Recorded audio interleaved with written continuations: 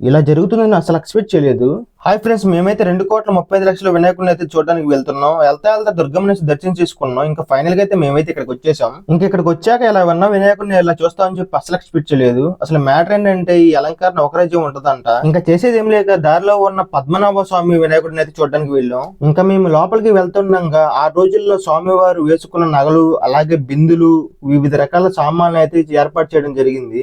ఇంకా ఈ గణేశుని చూసుకున్నట్టయితే స్వామివారి ఒడిలో ఆ గణేశుడు చాలా చూడముచ్చటగా అయితే ఉన్నాడు.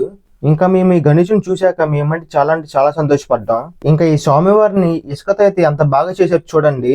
ఇంకా ఇసుకతో నిర్మించిన ఆ స్వామిని అయితే మొత్తం చూసుకొని వెళ్తుండగా మాకు దారిలో అయితే ఈ గృహలాగా అయితే కనబడింది. ఇదైతే ఒక వినాయకుని పందిరంట. వీళ్ళు చూడండి ఎంత బాగా డిజైన్ చేశారో. లోపలైతే చూద్దాం రండి. ఇంకా మన ఎంట్రన్స్ అవుతూ ఉండగా స్వామివారి పాదాలు అయితే మనకు కనబడ్డాయి. ఇంకా అలా మేమైతే ఇంటికి వెళ్ళిపోతున్నాం. మీరైతే లైక్ చేసి సబ్స్క్రైబ్ చేసేయండి. ఉంటా, బాయ్.